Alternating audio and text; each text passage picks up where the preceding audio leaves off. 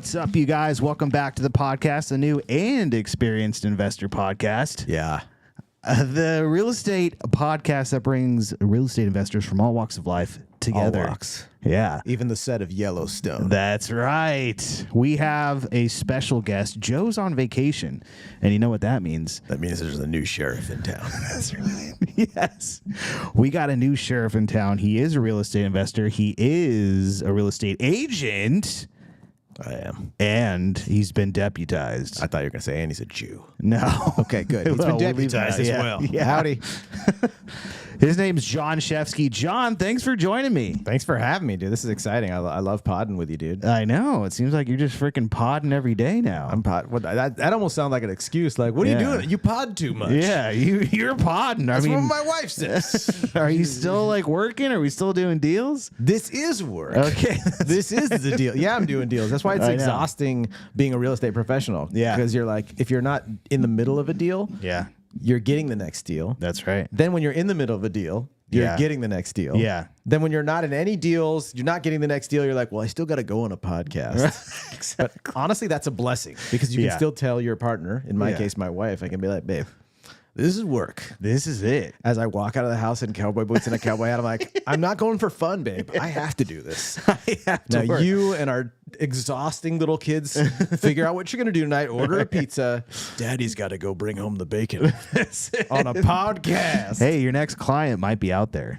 What do you mean might be out there? Your next client they is, are out there. We don't know how. If you guys, this is live, so go ahead and chat if you guys are looking for your next big deal. You know, you definitely are looking for your next big deal. Like, what's the pie chart percentage of people that have a full portfolio and they're like, I'm done acquiring? That's a very small sliver. And then they start selling off. Those are the people I love. And that's who sellers. I'm talking to. Hey, NAR. Yeah. I don't give a shit. I'm looking for sellers. That's what I told my broker. He's like, you prepare to do. I was like, oh, I'm done with buyers anyways. Oh, I'm only selling. Yeah. The next car I get, I'm leasing it, and I'm not paying more for extra miles. Right. I'm only working with sellers. Hey, yeah, that's the way to go. No offense if any of my buyers are listening. Yeah. No, I love you, and I will continue to work hard for you. Oh, man. But yeah, it's like, it's funny because these people will acquire their whole lives. And then I think the plan is like, are you going to give it to their kids? But no, it's like, no, we're going to sell these off and start playing with this money right about now. Isn't it gnarly how many kids inherit real estate and then go, I'm just going to sell the portfolio. And you're like, with liquid cash? Have you seen a meme? Right. Like the inflation, like you've got cash flow. This is Papa's life's work right here. And it is an exciting thing for a family. It is a primal thing to be like, I'm providing something for the next generation. Right? Yeah. In the old days, it was like building a cave that was like a safe fort. Oh, yeah. And having some farm animals or hunting equipment before agriculture, let's be fair. Right? Yeah, that's fine. Okay, I'll give you that. But now it's like, oh, you've built a real estate portfolio. And then your kids sell it. And you're like, what are you going to do? Yeah.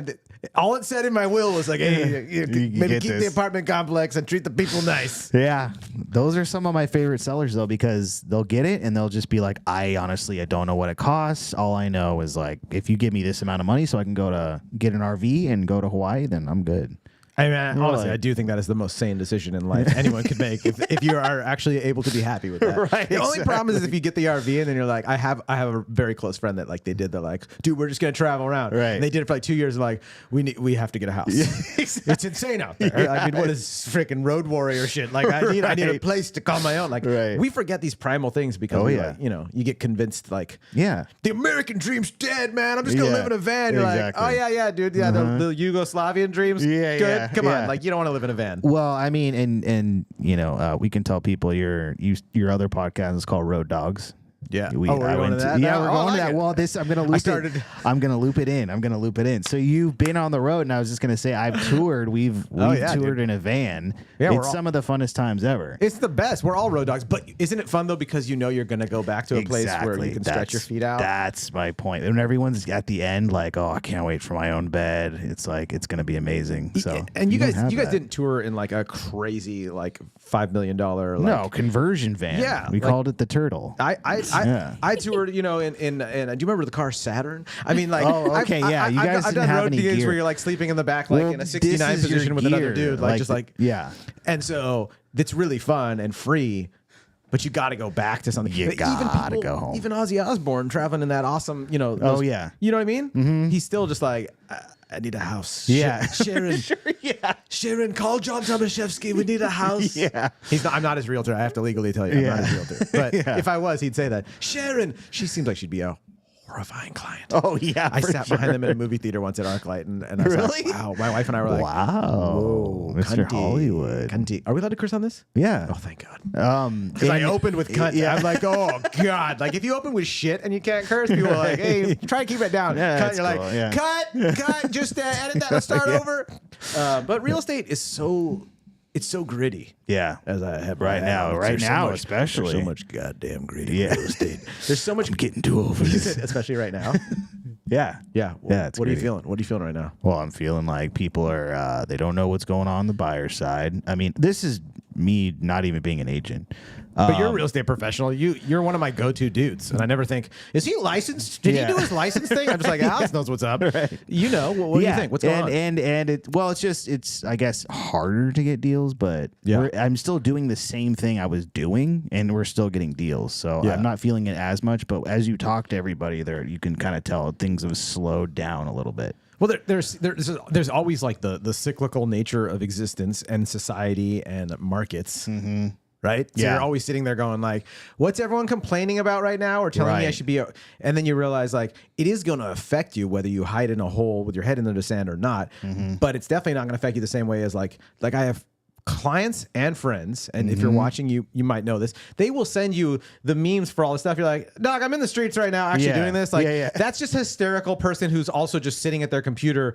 It's like the Simpsons or the Rick and Morty writers. It's like, do you guys actually go out and interact, or are you just brilliant at like being a filter system with like here's the byproduct, these amazing like references, but you're like I don't think you're like interacting with these people and having these experiences. And I say that from experience because I've known some great writers that I'm like you don't actually live. You just like it goes through your filter. Yeah. And the same thing for people getting their real estate news. They'll send me this, and you're like, yeah, it's crazy, but it's like, would you rather have been alive like 200 years ago? Like there was no air pollution and like the cops weren't beating up black people, but you're like everyone was dying and there was no anesthesia. Like shut up. Things are very nice right now. It's not as nice as if we were boomers, right? That was supposedly easier. That was everyone's always like boomers. I'm on Threads. I see what everyone says about boomers every day and the hashtag late stage capitalism. Yeah. But like it still is easier than like 1800s. And I mean, most people like we're mixed in different races and genders and all this other stuff. You're like, it was not friendly a long time ago. So it's no. I mean, even just with the technology, like I'm able to do deals across the country without like leaving my bed. Without leaving your bed. Yeah. I do get up though and put pants on and everything. You're like it's like a scene from WALL-E. Yeah. You're just sitting there like sipping on something. Like, hold on. Like, look at the account, honey. We're doing well. Just sucking off a big Slurpee thing, and then you just like float to the kitchen, like, all right, I'm done for the day. Good night. Pretty much. You gotta get. I mean, you get sun. Look at this man's tan. Yeah, I got out there, dude. COVID be damned. He's got enough vitamin D. COVID. Come at me, bro. Yeah. Come at me, bro. Well, it's just been hot, so we went out on the beach the other day. We did sit out on the beach the other day. We call it a cool me down. Dude, that's do you really call it that? Yeah. A cool me down? Yeah. I love that. Yeah. We go sit on the beach, just cool me down. Dude, babe, can we have a cool me down right now? Or hey, what are you doing at 3? I need a cool me down. Yeah, it's exactly. More like if the sun's out and it hits a certain temperature, we're like, after work, should we do a cool me down? And we have our Tommy Bahama chairs. We just throw those on our back and walk down to the beach. Oh, you have the backpack Tommy Bahama chair? Oh, yeah. Dude. We're prepared. Residents. These people, they're not going to Austin. Yeah. Once you have the strap, then you're like, what, am I going to do this around the river in Austin? No. These are beach folk. That's right. Oh, I love that, dude. Yeah. Can you believe there's people like that right now that are like, oh, I try to avoid the sun because it causes cancer. It's like... Yeah, that's great and all, but like, what are you doing? And they just look like the guy from Prometheus. I know some people in my family, they're like, the sun's dangerous. It's like, I think hiding is dangerous, dog. Like, if you get COVID again, you're going to be like, yeah, you turn on the light. Yeah. Oh, dude. Yeah, we got Joe in the chat, Alex. Oh, Joe's in the chat? He's telling you to get out of bed. No, Joe, I get out of bed. He knows that. I come into the office. Like the Joe is in the chat? Yeah, the Joe. Yeah, he's watching. Yeah. Howdy, Joe. Yep. He's judging your performance. Yeah, as a sheriff. I'm doing my best. I was born with a tail, but I'm doing my best, Joe. Yeah, so Joe's on vacation right now. Well, well deserved. Okay, So. Joe, you're on vacation and you're watching your own pod. Joe, get out there. Get your Tommy Bahama backpack. No, he's probably missing the office. I know him. He's like probably 3 days in. He's like, all right, this is a cool vacation. Then he's like, I need to start doing deals. That's what real estate is, kind of like a game where you're like, I'm kind of addicted to it. Like it's stressful and tiring, but you're like, there's other deals out there, man. Right. I love that you guys are into deals. You do deals. I've been watching you guys since, I don't know, a few years and just been like so impressed with what you acquire, what you end up doing with it. And I think the system that you have for acquisition, I think Lauren, like being an agent, like and representing these things and listing them out, I was like, it's such a cool, like it's a rhythm that you guys have. Yeah, it's fun. And we really doubled down on it this year because before it was just throw stuff at the wall. Now we've like systematized it. So hopefully go through this year and then start next year just fully cranking. Yeah. That's kind of the plan. Fully cranking, dude. I'm going to double down in Q4. Double down This is like such like corporate like hustle culture talk. We're doubling down in Q4. We plan on cranking like double time cranking, maybe triple time cranking. Maybe triple time cranking. Well, we went to the results driven 2-day workshop and joined their program, and they're all about corporatizing your business. And I was like, we can't get too corporate. Yeah. No, we're not corporate people. We're not corporate people. We got Tommy Bahama backpack chairs. Yeah. We are not corporate people. You will find yourself like in some sort of weird thing talking to a therapist, being like, what am I doing? They'll be like, oh, yeah, let's peel away some of these onion layers, dude. What you have to be careful with, okay? Like I love, we're not going to name names, but it rhymes with Flomy Frobbins. And he's great, right? It's just like Jerry C, right? They're great. These guys are great. But you have to remember, they're all selling books and they're all selling things. So it's just like a gym. Like a gym's awesome, but you can get caught up in like the dopamine rush from joining gyms and joining programs. Take what you need from it. Go there, pay for the book, read the book, and then all it comes down to is like, are you waking up and, as Jocko said, are you getting after it? Or you know what I mean? Like maybe not at 4:30 a.m., right? Jocko, come on, Jocko, come on. He's going to bed at like 5:30 though.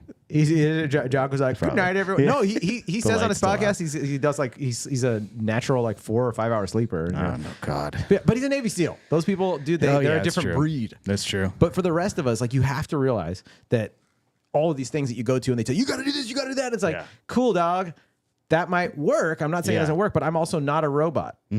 Like it's cool to like take what you need from it, learn about what you need to build your culture for your thing. But like, Lauren, you're right. You don't need to get too corporate. Borrow some of their brilliance, but like, be you. We're right? still artists. We're still artists. We still have to sleep 10 hours. 10 hours. My God, wait till you guys have a couple babies. Oh my God. I'm not trying to, project that you guys have to, but once you do. That's why I keep putting it off. I'm trying to catch up on sleep first. Yeah, dude. I told her you guys are young too. I told her I would do everything. I'm not. I'm older than you. You're older than me? Yeah. You don't know how old I am. Yeah. I'm 41. You're not older than me. Oh, okay. I've got you beat. I win this round. 6 months. I guess I don't win that because I'm older. Dude, being older is fucking embarrassing sometimes. It's like, it feels good for a bit when you're like, I'm 18 now. I can do what I want, mom and dad. But then when you're an adult and you're like in a room and you're like hanging out with everyone and they're like, who's the oldest? And it comes out to you all the time, which is me because my friends are. You need to get new friends. Well, I'm immature. Oh, okay. Yeah. So it's like when I hang out with other people, like, I'm 73, and when I hang out with other dudes that are 73, I'm like, you guys are boring. So I got to hang out with 40-year-olds, you know? But I'm the oldest 40-year-old. Yeah. I'm proud of being 40. I'm 43, actually. You start golfing is the thing. I would love to golf, dude. Golf is hard. I get really frustrated. Watches. Oh, sure. Yeah, I do have a friend who's into watches. Yeah, exactly. And he tells me about it. He's like, that one went up in value. You can invest in watches. You can get like the right kind of Rolex. You guys are both wearing watches that look pretty nice. This is a Japanese Rolex. This is a Seiko, and it's freaking awesome. Nice. That's great. What do you got? Movado. Yeah. I don't know enough about watches. I don't know either. Yeah, my buddy was telling me. He's like, he's one of those guys. He's like, it's a Movado, like panda head because it's black and white. Or whatever. That's great. Yeah, I like that. It's also like, okay. You also have like a concave, like a convex lens on it, or you know, like top. It looks pretty. Yeah, cool. I like that. I like a good watch, but I also, I like to not have to worry about scraping things against things. I know. Like people that have really nice stuff, you become the manager of the really nice stuff. And I'm like, I'm a hippie. I don't want to like now. I got to be careful with my watch. God. And then you're like pissed the rest of the night at dinner. I never understand dudes that are married that are like obsessed with that stuff. It's like you already got tail. Yeah. You're not going out unless they're cheating on their wife. But I'm like, you're not going to go out and get any more. Yeah. Like now you want to have to babysit your freaking watch. And no offense to the beautiful car outside, but dude, like I like to I have a Honda. I like to just be like, I parked it. I'm tailgating this guy. What happens if he stops? He breaks the front of a Honda, not a Porsche. Some people's nice cars are their Hondas. Totally. You gotta like up your game. But I guarantee you, even a billionaire, if I bang into his door, it's gonna act different than a Honda. He's got the What, is that the Philip Petiki? What is that? A Rolex? That's a Rolex. Yeah. Wait, are you married yet, bro? Yeah. Oh, he's married. Yep. Okay. Got I'm sorry. married. He's a baby. Oh yeah. Well, this brings up my next topic. You have to continue the dance with your partner. And you've got to keep attracting your wife. Yep. That's why every day I wake up, I'm like, Rolexes. you got a practical husband, baby. I want some morning sex with a guy with a Seiko. That's how you get your clients. With my clients? Yeah. Seiko? Yeah. You don't want one of these realtors making $700,000 a week out there with a nice watch. You want a regular American that shops at Costco. Yeah, exactly. He asks his parents if he can borrow a few miles for an airplane ticket. That's what you want as a realtor. Yeah. That's my pitch. Well, most people don't know watches, and if I looked at that, I would be like, "Oh, that's a nice watch." Well, a Seiko is a nice watch. No, so it is. From my watch, bro. He told me, he's like, yeah, dude, like the reason some of these have values isn't because it's a better watch. In fact, there's certain things about the way like the Seiko is balanced. He said it could be better than a Rolex that has a more classic way that it's like tuned. I don't understand it, by the way, so don't take any. This isn't craftsmanship. But yeah, so like a good Seiko is a good watch. Japanese engineering. I don't know much about anything. Yeah, but I we know about sushi. Japanese. And I know that like Japanese, like they buy guitars or they make guitars. Yeah. That are like modeled after, like benchmarked after an awesome guitar. Oh yeah. For like a tenth of the price. Right. Because I have another buddy who plays guitar and he's like, dude, I bought this thing for $300, and like if you got the American version of it, it's like $3,000. Yeah, like Fender. Or something. Like I don't even know all the brand, Les Paul or whatever else, or it doesn't even matter. But my boring point being, focus. Yes, she's just focusing on the watch. Yeah. It's all like it's like a macro. Joe's telling me to raise the camera up, but it's. Joe, the top is covered because the TV is bigger, so it's covering more of the plants. Joe Joe's saying that? TV, yeah. Joe's all pissed. He's like, you guys look like you're both mansplaining. I can see John's knuckle. Like, welcome to the real estate show. Yeah, we'll have to readjust it, but the we'll get next there. one. Sorry, Joe. That's the name of this episode. Sorry, Joe. Yeah, we tried. Sorry, Joe. That's the name of the episode every time Joe is gone. Oh, dude. That's good. Thanks for letting me be here, Joe. I promise I'll take good care of this seat. Yeah, keep it warm. I'm keeping it warm, bro. Stephanie says this conversation is so fast it feels like I'm watching a NASCAR race from a sidecar. There you go. I tell Stephanie I had to take this as a compliment. Yeah. Right? Yeah. Fast talking. They're talking about watches, keeping time. About watches, talking about deals. Deals. So I've been seeing you with these like drone shot videos, like content. You're everywhere now. You're in these $1 million houses. When did that happen? Well, Barbara, when did that happen? Getting video stuff done? I mean, I have a great content dude that just does my listing videos. And then so I like to just call him and be like, hey, let's go film this. Let's go film that. And just go film. Because honestly, I just like filming stuff. Yeah. Like, you're one of these Hollywood type.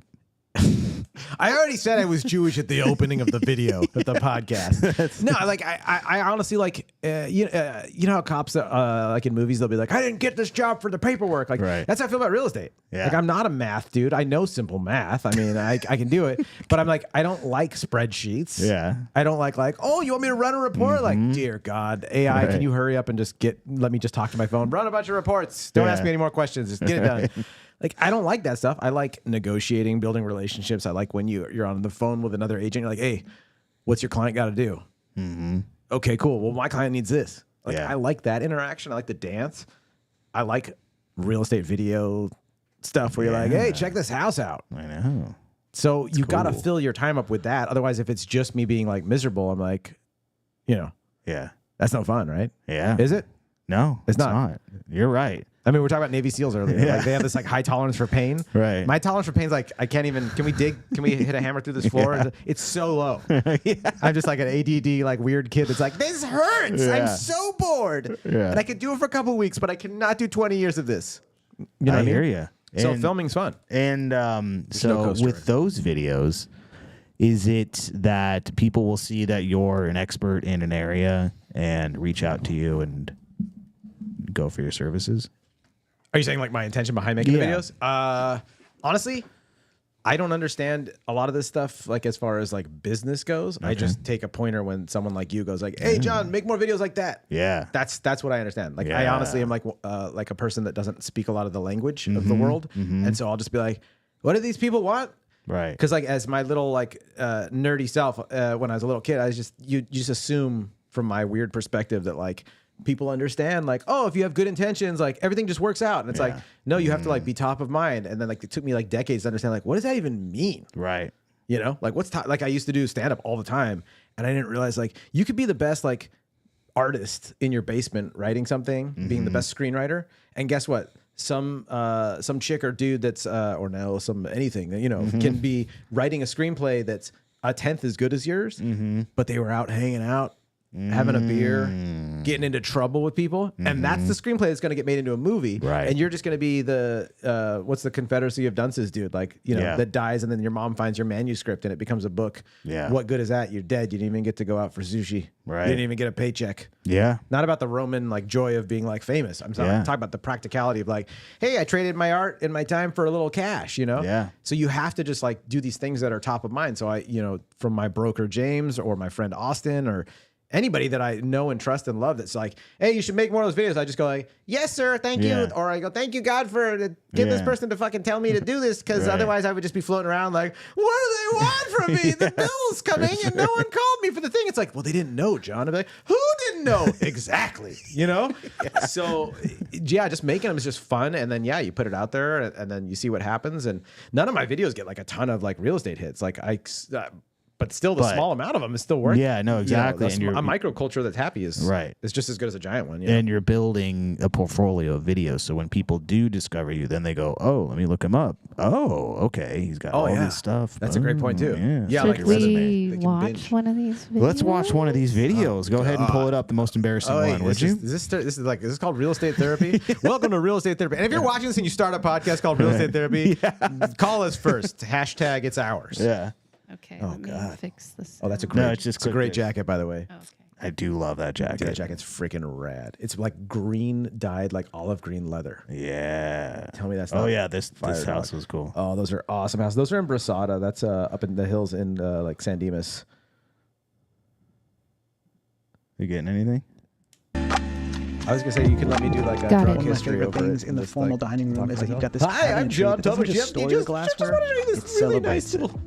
Dude, look at Thanks all for this watching. If celery, you'd like to know more about yeah. Brasada Estates or any real estate in SoCal, all of my contact information is located below. Oh my God. What's awesome about this outdoor living space is that you can grill your food here and then serve it up to your guests that are sitting Wow, they're right sitting here in the pool, dude. You could be pissing while eating a cheeseburger.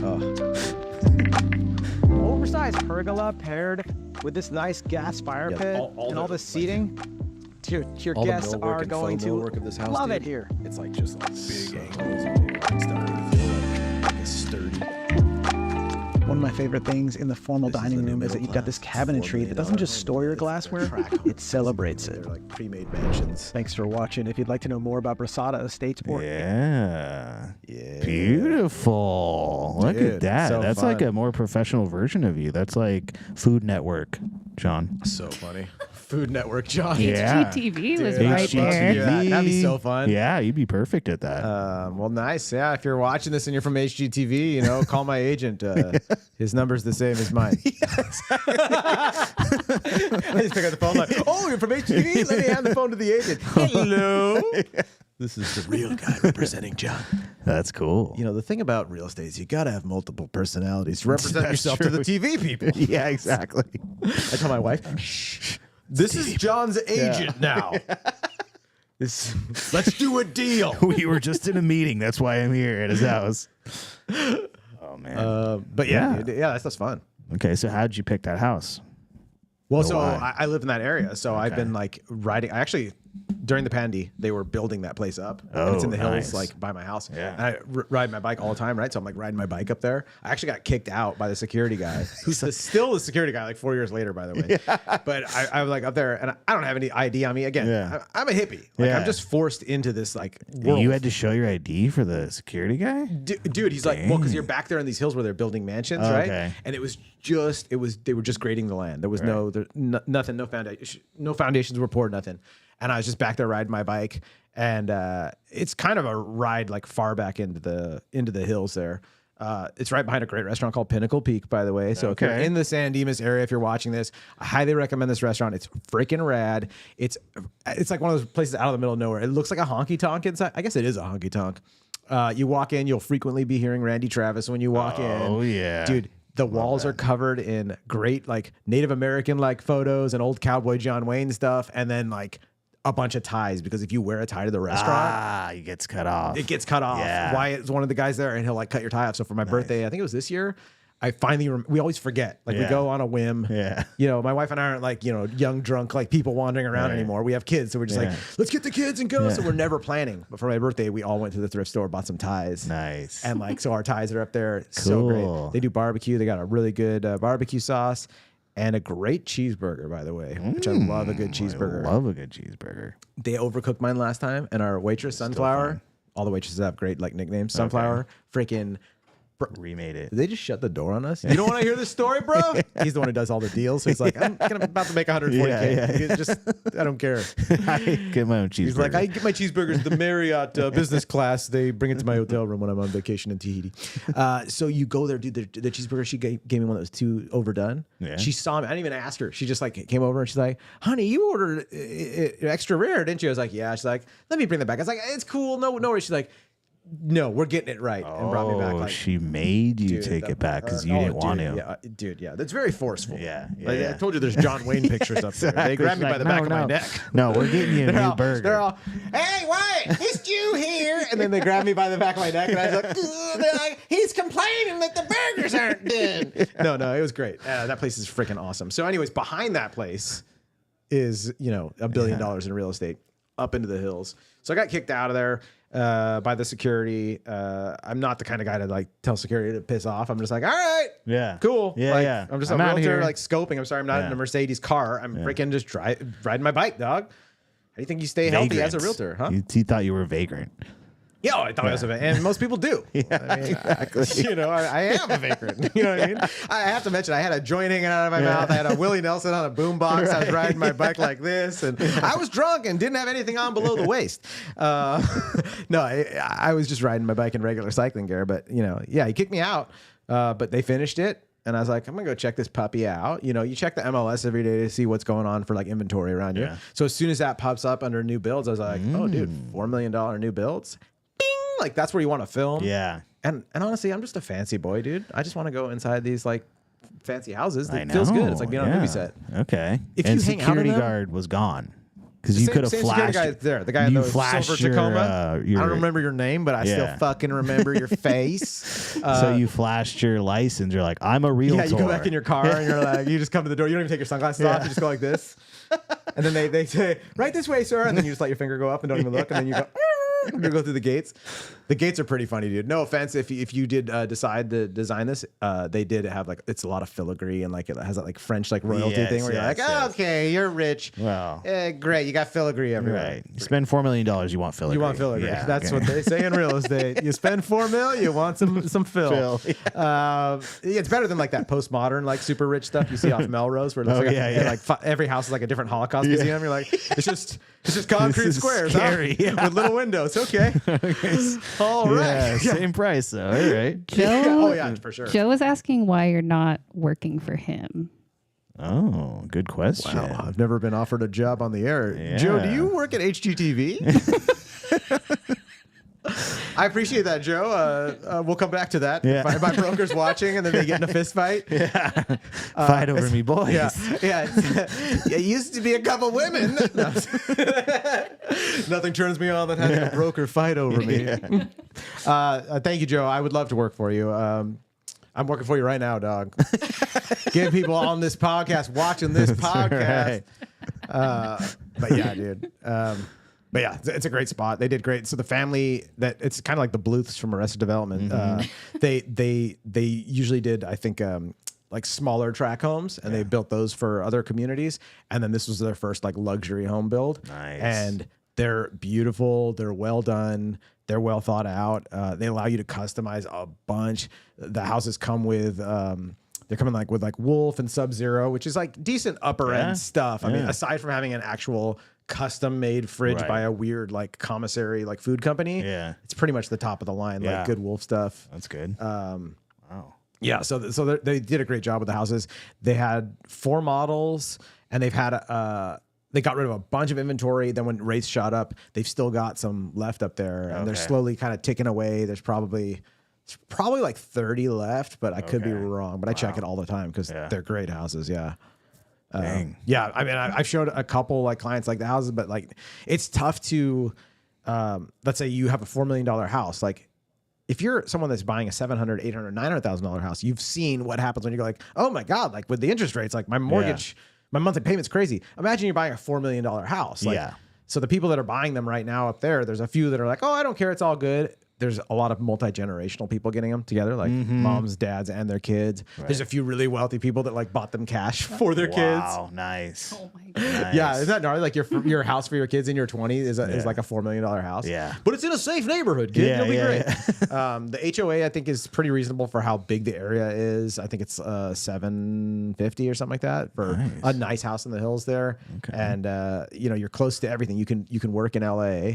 Right. And then you're right there in San Dimas. You can work in Orange County, right there in San Dimas. Like we're just in that great spot of the 57 and the 210. So yeah, it's a great community. Brasada. And if you're watching this, don't you dare go buying one directly from them without me. You son of a bitch. I told you that. I get that. Yeah, I didn't bring guns to the podcast, but I'll find you and fucking kill you. All right.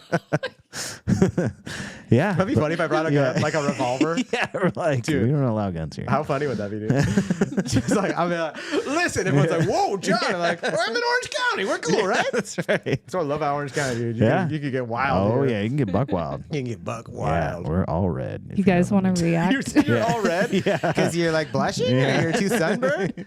We're all red because we're about to vote for a fucking felon. Okay. So we're embarrassed.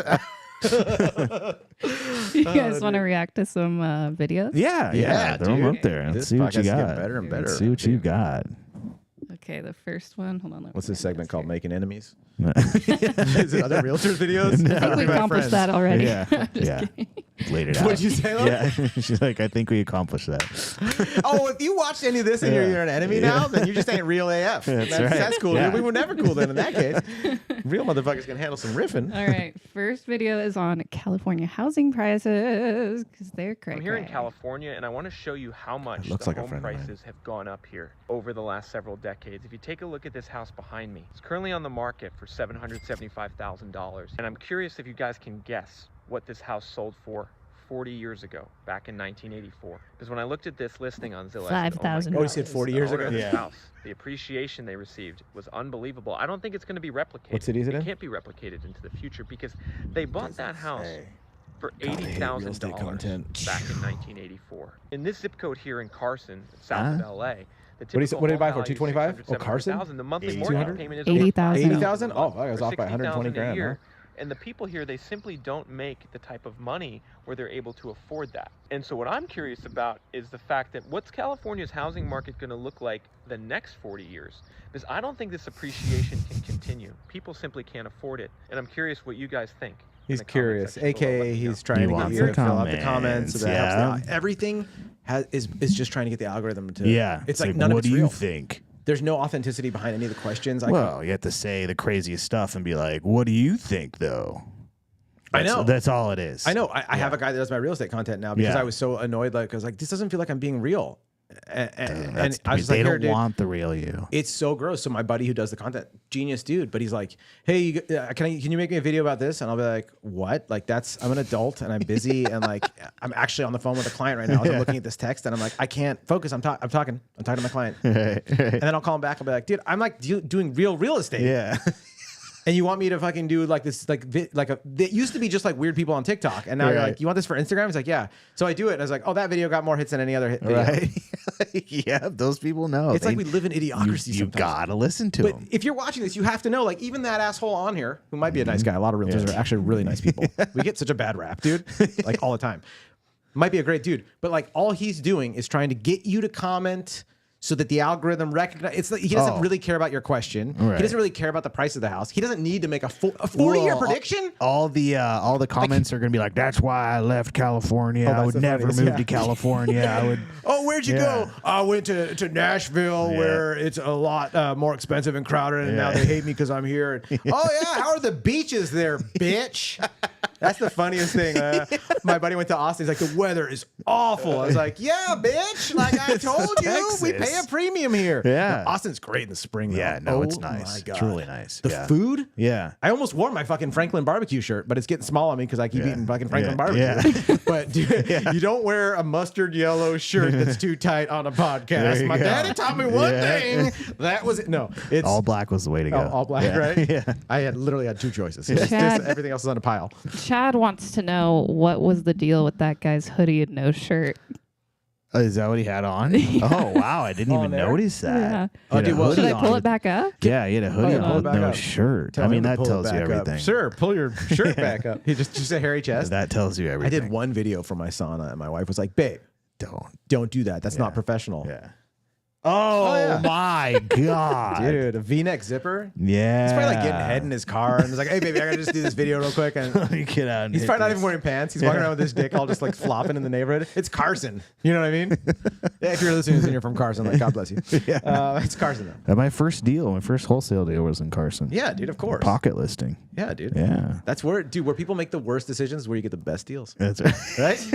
Yeah. Where do you do most of your deals? San Bernardino. Yeah. The one where the El Pollo Loco's not good? Yeah. You know a neighbor is bad when you're like, even the El Pollo Locos suck. Like, they've just given up.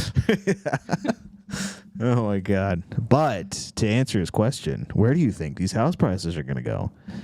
I think it's going straight up. I mean, dude, I think I'm not a good guy to answer that because I'm such a non-absolutist, like from a philosophical, like just naturally, like communist. Just go ahead and say it. Communist? Yeah. Whoa, bro. I might be a tard, but I'm still an American tard. Yeah, that's right. Okay. Okay. I'm not a late stage capitalism. I just think gay people should be able to get married. I mean, is that so crazy? I don't know. I mean, would a communist wear a cowboy hat? No, I don't think so. Well, maybe in Russia. That's a great point. Yeah. That's right. That's right. Anyways, but this is just a costume. I don't wear this hat that often. I wear it when I garden. Right. My 5-year-old son once, when I was wearing it outside, he's like, "Daddy, are you a cowboy?" He's like, "I'm a friggin' realtor. I'm a Jewish realtor, but I listen to a little Towns Van Zandt every now and then, like every fucking day." Anyways, so I'm just not an absolutist. So I think, again, just like with what's the actual core of what these people are getting at on the internet, everyone.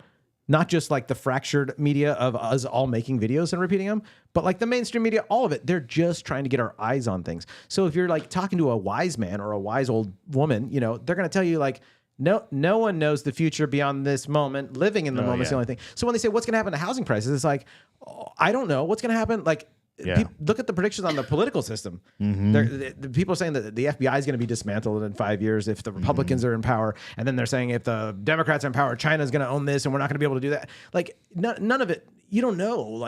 And the direction that flow chart goes. I'm sorry if this is not a good answer for real estate investing. You're good. Yeah. But the way that, right? I'm like, we had John on the show and we lost 3 deals.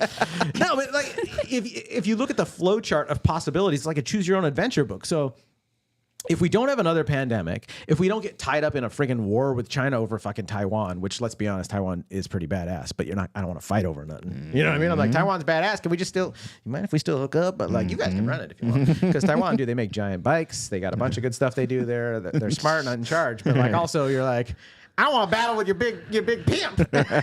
he crazy. You know what I mean? And some Americans are like, we should fight with them. I'm like, no, we shouldn't, dude. We need to work together. Right. That's right. So, if we do go to war with them over that stuff, or even just having what we're having now, like this Cold War, this proxy weird Cold War thing that's happening right now, it's how will that affect imports and exports, people's jobs? And then, dude, AI. It's like VR. You remember when VR first started and people were like, it's failed. Yeah. And then now they're still saying it's failed. And I'm like, you're watching it under a microscope in slow motion. Right. It's like watching a graph about the economy or the housing market. Oh, it dips sometimes. Sometimes it seems like a mountain. But when you pull back, you're like, oh, that mountain went down really far, but it's still going like this. Right. So AI is, whether it's in 3 years or 20 years, is going to, in the words of South Park, take our jobs. Yeah, for sure. Last time I think I was on the show with you and Joe, it was like you were talking about just like buyer's agents going bye-bye. Yeah. Of course, like I don't think buyer's agents are going bye-bye. I think it's just going to be like the new green job in real estate is like, oh yeah, you're going to get no pay for really hard work. You're a buyer's agent. You're brand new. And you earn your way into listing, right?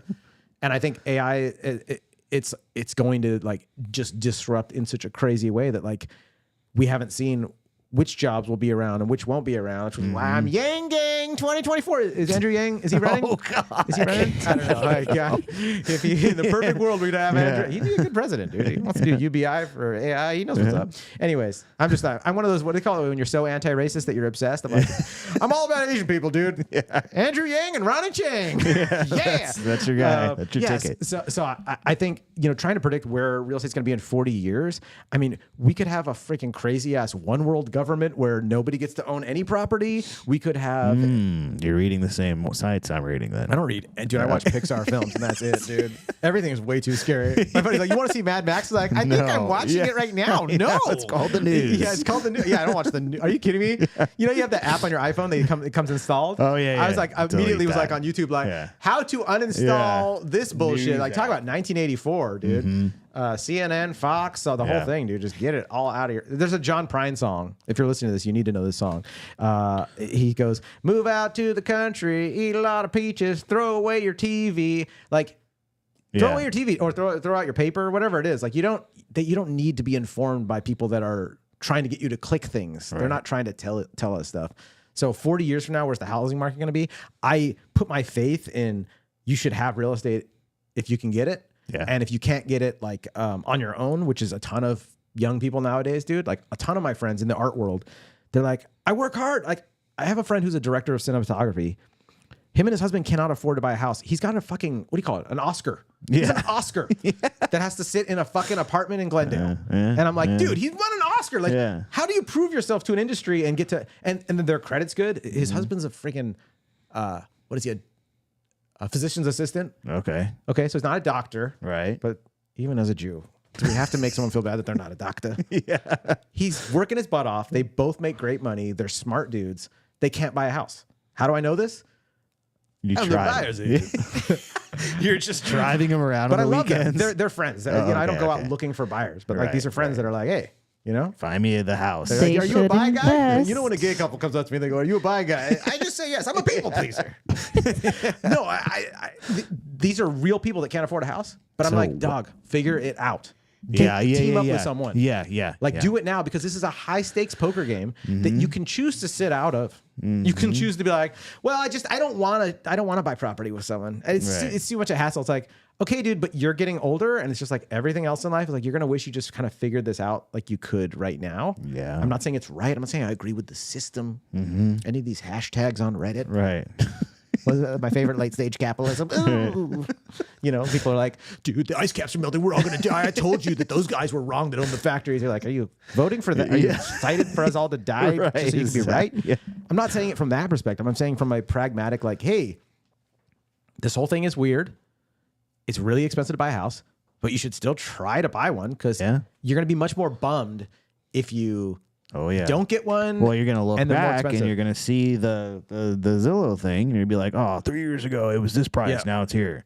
They could invest out of state where prices are more affordable. And I mean, have an investment property, maybe not necessarily their primary. I think you're right. But I think for those people, I think it's important for people like us or people that specialize in helping like syndicate and whatnot, or just gather investors, is to communicate to them that like, hey, it's risky because it's investing, but like, hey, this is a good shot for your money versus like, I know a dude, he works in film as well, pretty successful, has $500,000 and has been telling me like peddling conspiracy theories to me for about like 8 years about how the market's going to crash. And I'm like, your $500,000 is probably like really in today's value is like a lot less than what you're like. I mean, if you just look at the price of houses, like 8 years ago, you could have bought something dope, right? That you would have thought was overpriced. And now it's like that money's just still sitting in the bank. And you're like, I don't know.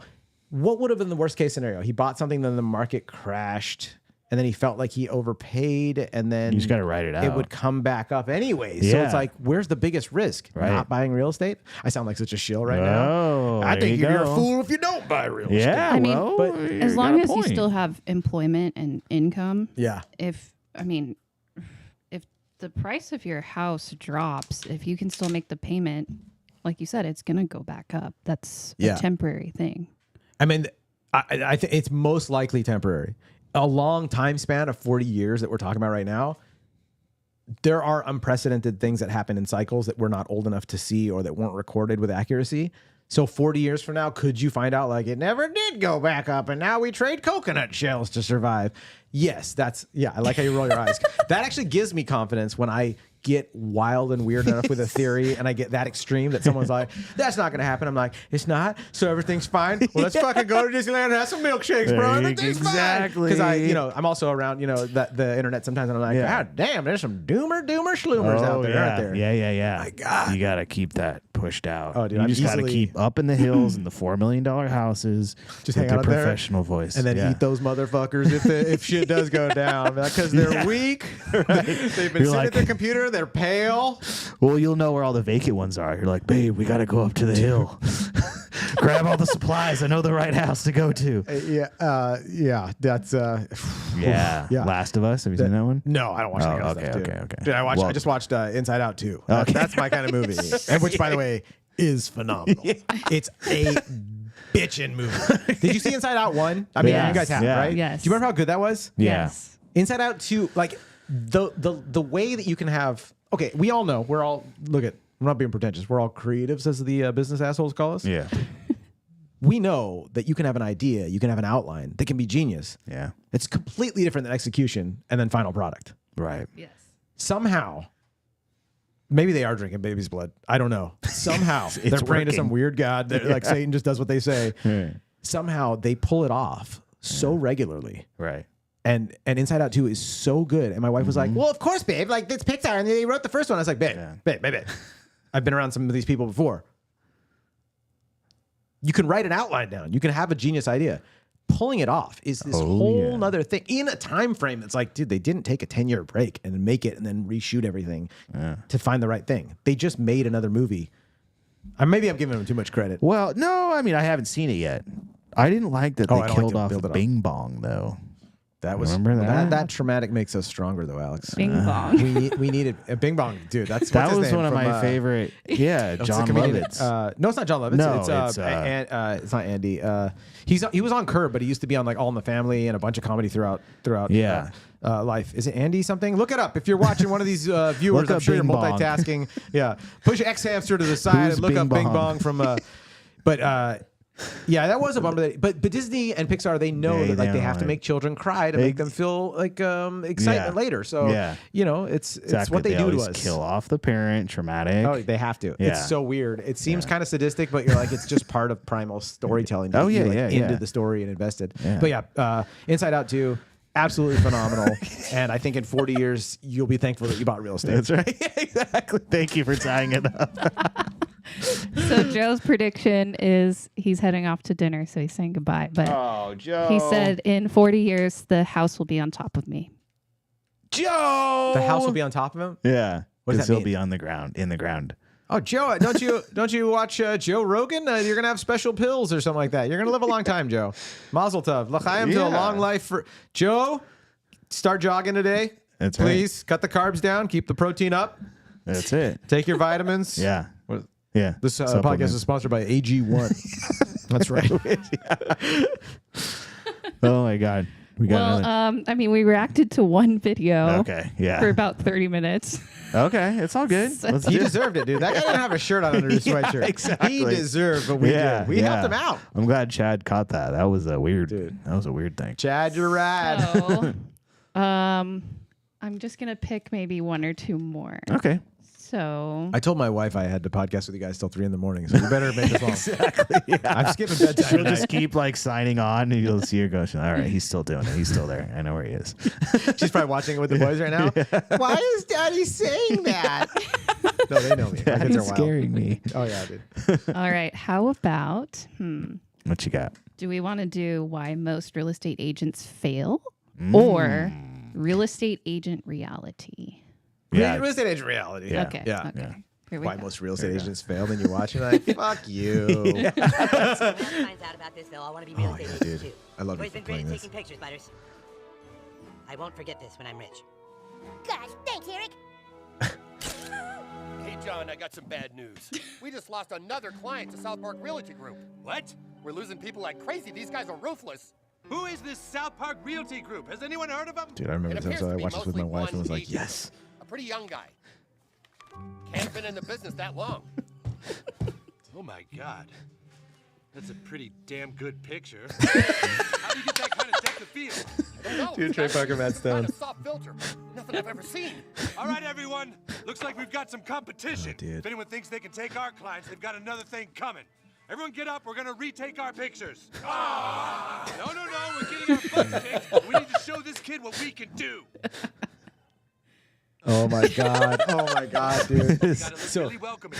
Did you see the pandemic special, by the way? Like after the pandemic, it was so good. No, I haven't dude, seen it. Yeah, beautiful. yeah. Dude, I have so they're much like to catch up They're on. the Mel Brooks of this generation. Like Trey Parker, Matt Stone. They're just Well, speaking say the best of Mel Brooks, Stephanie commented earlier, John is as if Mel Brooks and Robin Williams had a kid who sold real estate. Oh my god. Stephanie, She's touched your soul. I don't know right if she now. knows your background. I so. don't know if she knows that my wife needs to know I'm in love with a different woman. You feel seen. Anything you say, yeah. You know, like in some cultures, someone saves your life. You have to like hang out with them until you save their life. Like, you just saved my life, Stephanie. She is single. I was having a okay. Stop. Send a few I'm just pictures, kidding. but can you go to video chat with Stephanie? Like, do you have the same sweatshirt as that realtor with no shirt on anything?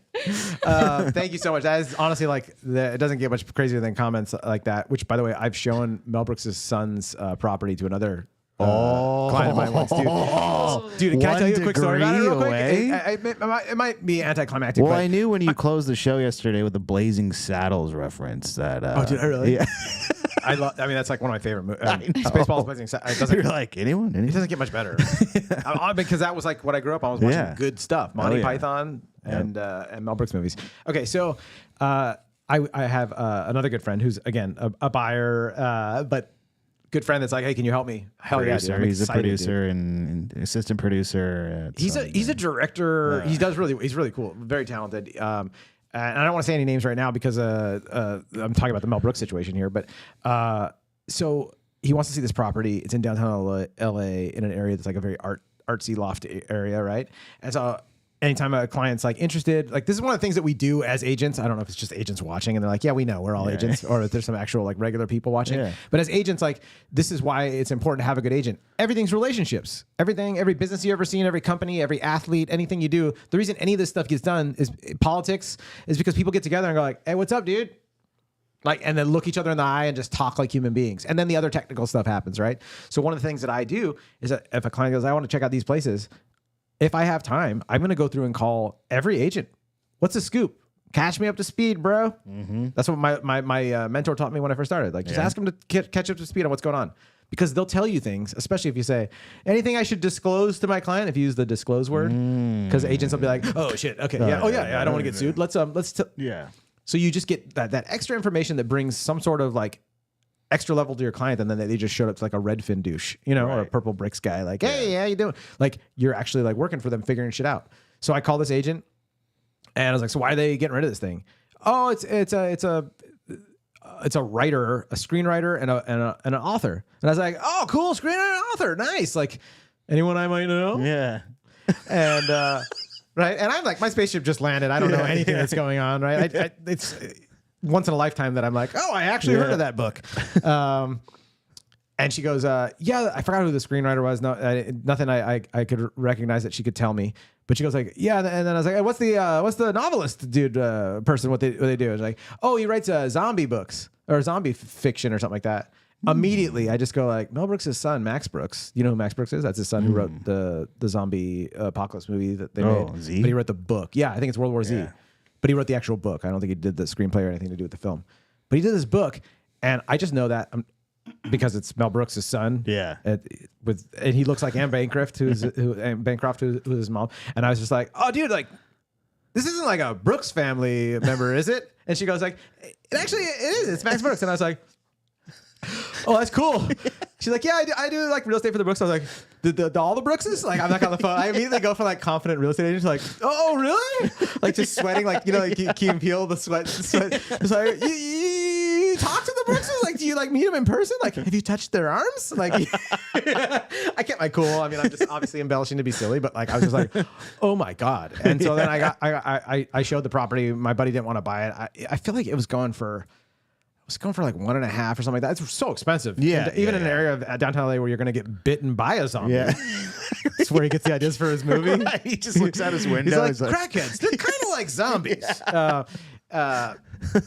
It wasn't right for my client, but I was so jazzed, dude. And I was like, I'm just walking this area. I was like, I bet Mel's visited his son here when he's like writing, like, hey, you want to go grab a bagel? Or, you know what I mean? Like, and like I saw like the whole thing, and I'm like touching the wall, like Mel Brooks. Like my client's like walking around, like, just let me know if you need anything. And then I'm like, I sit down on the toilet. I was like, I bet Mel Brooks took a pee-pee here. Like, yeah, no, I wasn't that bad, but I was starstruck. I mean, he's definitely a hero. And I know people that have met him, and I'm like, I'm not jealous that you met him. And I'm just like, I should have met Mel. But then I was like, you don't meet your heroes anyways, right? Yeah. I'd probably meet him and he'd say something and be like, yeah. I saw you said it wasn't that funny. And I'd be like, that's cool. I just kill myself in the parking lot. Working on it. But that episode of South Park, hilarious, and it did remind me of a callback to what we were talking about earlier. Mm-hmm. Do you know what that is? No. You know what we're talking about, like being having to ask, like, hey, what am I supposed to do? Like, what do we have to do? Yeah. Part of the symptoms of being a guy like me that doesn't understand a lot of this cultural language is like I just fall for it when I hire somebody that's like, do this douchey thing. I'm like, yes, sir. I've done that my whole life. Yeah. Like I have headshots from like Hollywood where I'm like, those are awful. But I was like, they just said like, put a suit on and shave. And like I would be like, goodbye, beard. They said it. Like I shaved. Oh my God. I was like, yes, I need those pictures. Like for stupid stuff. Yeah. And so the same with real estate. So like they're like, take a picture of we need you to just look at your phone. And like, because have you ever seen those? I don't think I ever did those exactly. Yeah. But you've seen the realtor like on their phone photos, you know? Or like they're getting out of a private jet. Yeah, like, what is this saying? Like, okay, you like Crab Louie's? Like you're you know what I mean? You know what I mean? Like Bloomingdale's isn't fancy enough for you. You're a Neiman Marcus guy. Like, what is it saying about like it usually means you're not honest and that you're exploitive. People fall for that. But they fall for it. Yeah. That's the weirdest thing. Yeah. Is you think like rationally, like, no. But yeah, like the Cartman stuff is like, I've totally fallen for like, yeah, make this video or okay. Like I just, because when I try to figure it out myself, I'm just like floating around in some abstract, like, in darkness. Well, and I think it's like with agents, people are expecting a certain thing. Maybe they are expecting the guy in the suit. You know, and you got to like play off of that. My content guy's like, can I get a photo of you in a suit? I was like, I don't want to wear a suit right now. He's like, well, a sport coat. It's like, I have like 2 sport coats and I wear them for fancy occasions, but no. But they do. He's like, well, you need like a tie. I was like, I don't wear a tie. Like, I don't work on Wall Street. I work in the suburbs. Yeah. Like, no. But there's a way, I think there's a way that you can make it your own though, too. So the hat is what I'm thinking. the hat for my next real estate photo. He's so goofy. My wife will just get mad at me. She'll be like, how much did you spend on these? Take this seriously. You have kids. She keeps screaming. I need someone to keep me in check, though. Yeah. Like a man needs a woman. Right. You gotta have you know. Well, you could do this for Joshua Tree. You have 2. You have your multiple LA. personalities. Yeah. You have your Joshua Tree. Then you have your LA one. Yes, I can't wait to lay down on the couch and tell my therapist, like, well, my friend Alex said I should have multiple personalities just so I can be successful in this world. She's like, well, that's why you're confused, John, and we're going to just give you a little bit of medication for whatever Alex convinced you to do. Yeah, all started when you were 5. I'm so gullible that, like, you telling me that, I'm like, oh shit, that's the beauty. Don't do that. Yeah, no, it's a weird combo. This is when you self-diagnose yourself as autistic, which I'm not, but like, just... I'm a very sarcastic dude. Right. And I get frustrated when people don't read my sarcasm. Oh, yeah. I can't read sarcasm. Right. Imagine being a person that speaks French and is super pissed when people don't understand the French that you're speaking, but they speak French too, and you're just like, I don't speak French. What's going on here? That's how I'm with sarcasm. It's a very weird curse. Okay. I love to speak in sarcasm, but if I'm spoken to in sarcasm, I'm like, yes, sir, right away. And they're like, John, what are you doing? It's like, was that not just joking? Yeah. Can I have more bites? You said we'd go out for a bite. I had a bite. Like, no, you can have as many bites as you want. I was like, oh, is that a figure of speech? Like, I'm so confused all the time, which is why I have empathy for people, because I'm like, I'm confused too all the time. I get it. I need to see those baby-faced headshots. Oh, I'll show you stuff, dude. I'll take you down. It'll be like a really bad, Memory bad acid lane. trip for you. Yeah, we'll play some Zappa in the background, and you'll be like, "What is going on with John? Like, he is funky." You're like, yeah, this dude, was 6 months I'm ago. This is yesterday, and then I pull my beard off, and I'm like, I wear a fake beard right now because the other one's not grown back right after that weird. Nah, dude. It's definitely it's a trip. This culture, but yeah, like you said, people like that is so weird. I know. I've known agents and I've known people in other industries where I'm like, is that what they're buying? What you're doing right now? Like, it's not even real, but it's like it's like a role that they want, like from their agent, or because they see it on TV, and that's why these scammers, like whoever it is, like crypto bros, they can rent the stuff, the private jets. You can rent the thing. You could take a picture, and you could sell like a course that's not legit, not even real. Yeah, and it works, and it friggin' works. Yeah. It's because people want to believe that. So I don't know. I don't know if the answer is you need to get another tie. I'll get another tie, and then I'll go to Pinnacle Peak and have them chop that shit right off when I eat my fucking medium rare burger. Yeah. That should be your headshot. Is like the tie cut off, mid tie cut. That's right. Not your typical realtor. In fact, he's fucking nuts. Look at his ties getting cut off in this photo. What's the guy like that? You're killing me, Larry. Like just take it to that level, dude. I totally would. Yeah. Well, but on the same token, I think being authentic, people you'll have the people gravitate towards you. Way better. That are you for Way better. you know, and you don't need. That's the best thing about real estate. Is like you don't need like hundreds of deals to make it. You know what I mean? No, like, not at all. And if you have clients that actually that you're real with and that you can stop holding your breath, be who you are, and then also they're gonna refer you, and you won't be right for everyone, dude. Like I've literally shown up to a listing appointment to a guy getting out of an Escalade with the sport coat that has like the perfectly folded handkerchief in it, and like he looked like he was from an ad, like from like the South Park thing. Yeah. And you're just like, oh, cool. And I still just go in there and do my thing. And I'm like, nice. There's a level of like, what is it? The hierarchy of needs where it's like, I don't know, like I live in a great neighborhood. Do I live in the neighborhood like up in the hills that I was showing those houses? No. But like my kids are happy. My neighbors are great. In those neighborhoods, sometimes you don't even, not that I don't want to sell one of those houses. If you want to buy one, you got the neighbors. Neighbors are amazing. I met them all. I feel like Beetlejuice. Let me tell you something. The neighbors are great.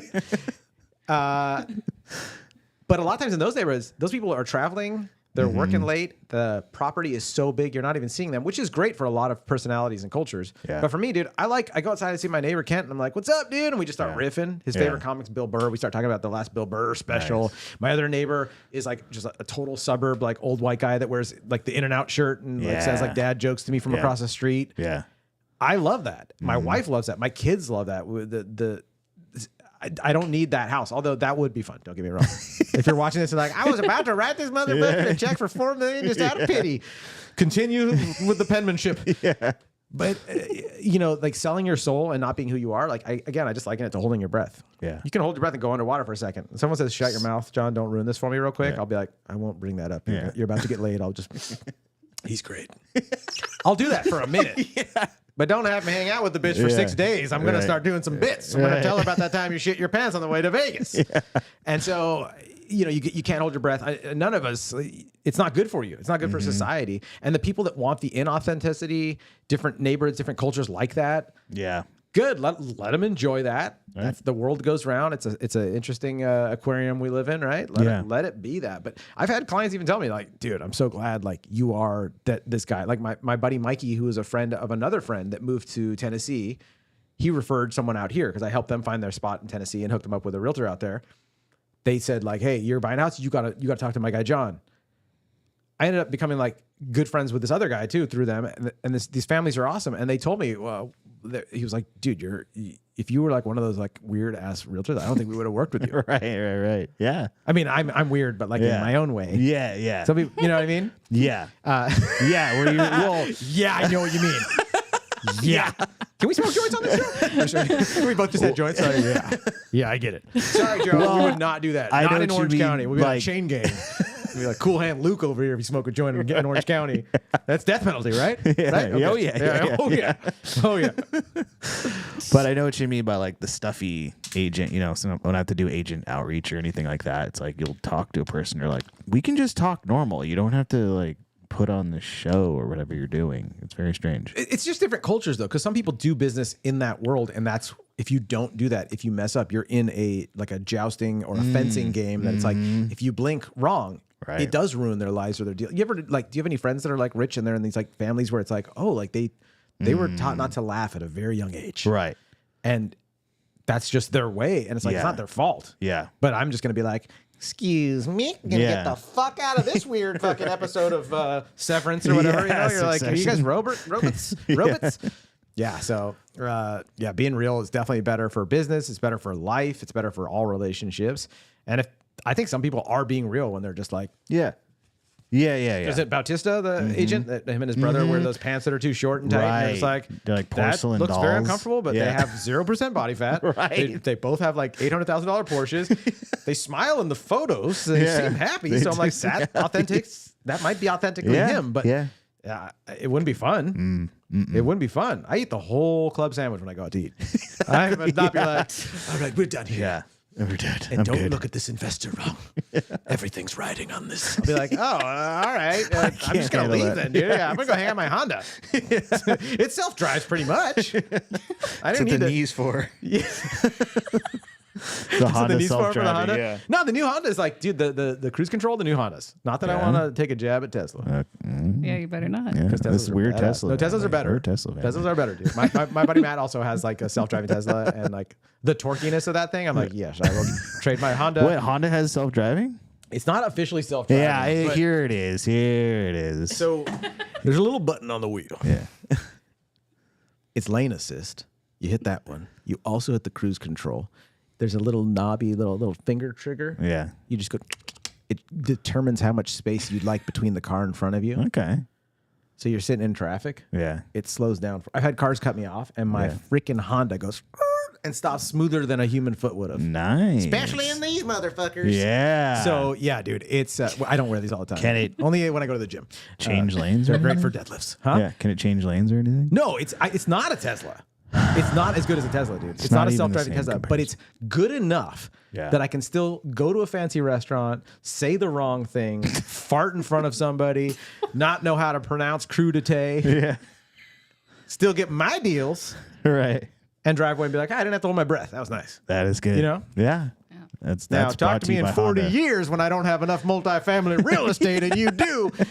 Maybe I'll say I was wrong. Fuck, that'd be crazy, huh?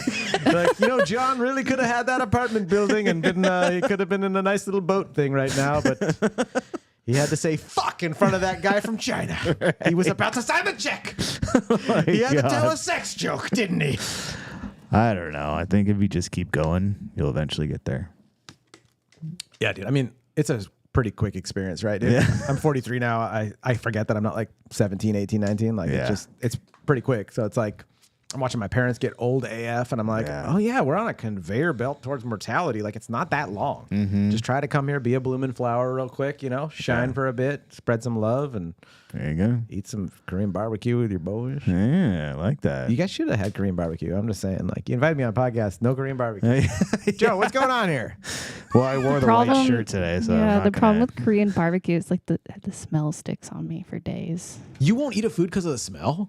Well, it's not the smell; it's like the bonfire aspect. Oh yeah, of it. I suggested it before. We almost went to Korean barbecue yesterday. She wanted to show up, sit down in the couch, and everyone's like, "Smells like Korean smells barbecue." Like you actually went into the restaurant and left? No. Oh no, you mean you didn't want to show up here? At the show. Yesterday, oh, okay. Yeah. Oh, you could have smelled however you want. Yeah. No, you can smell however you want. Don't ever not eat food that you love because of the smell, dude. Just like bonfire, great stuff smells weird.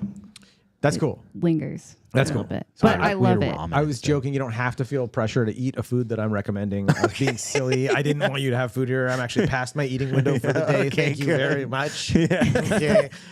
That's how you stay so.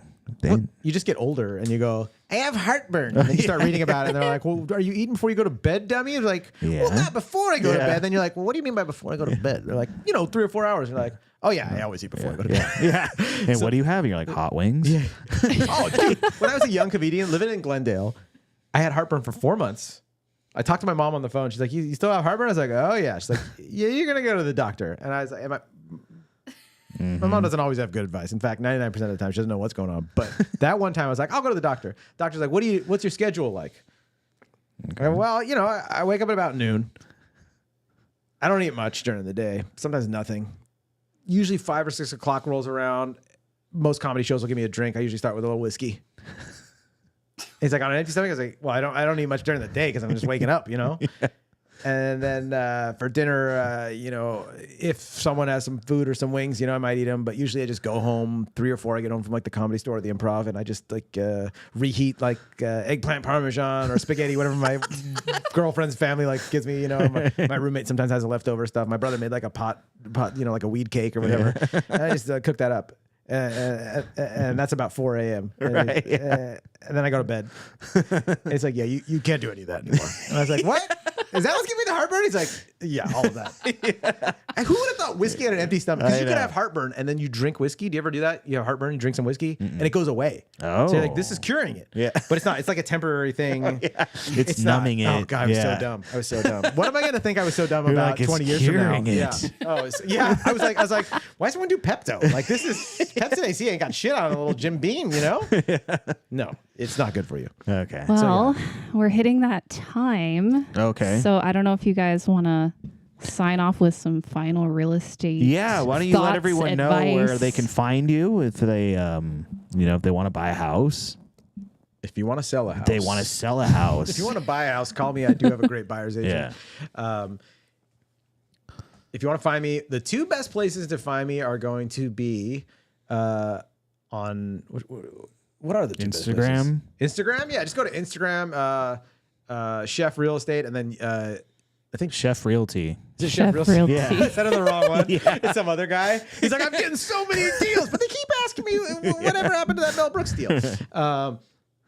Yeah, so go to Chef Realty on Instagram, SHEF, Chef. And then come out on Wednesday. It's the Barney's Beanery in Pasadena. Okay. We got a great comedy show. Is that the right thing? Yeah. I mean, you can find me at any of these spots. It's Jon Shefsky. I'm like going to be, you know, hashtag on the, you know, follow a link. Yeah. You know what I mean? This is 2024. Follow a fucking link for once.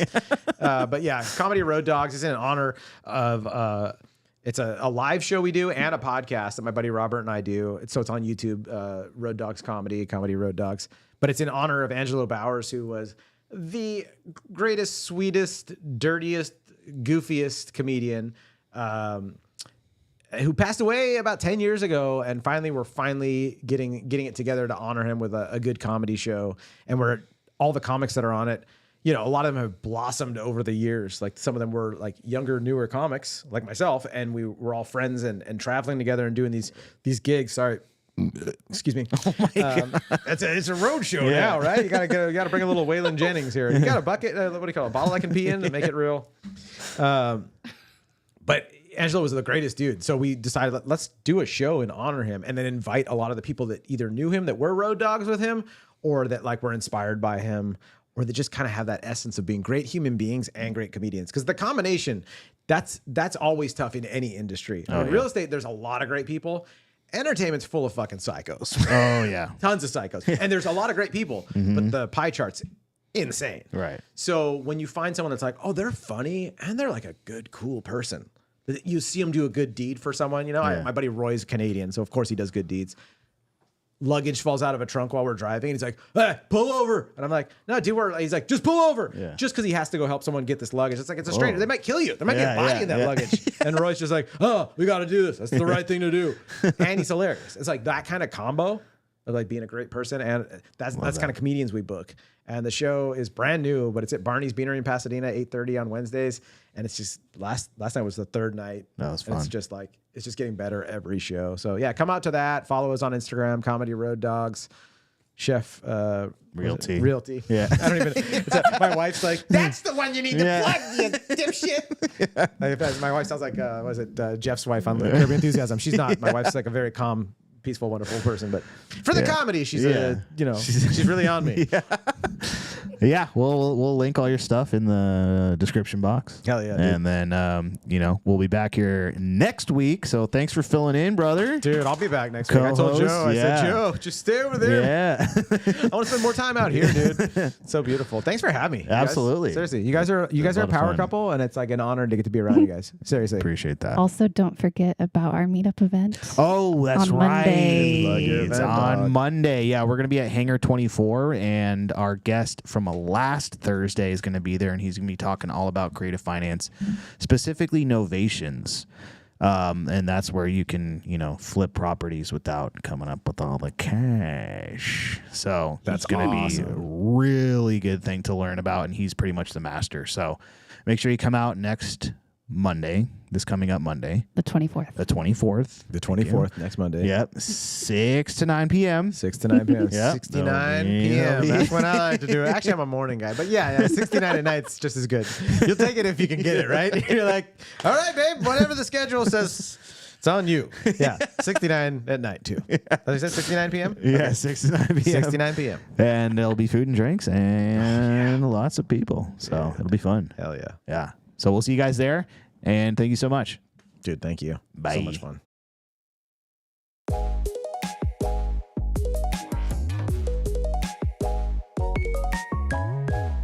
If you want some more advice on real estate investing, reach out to us one-on-one.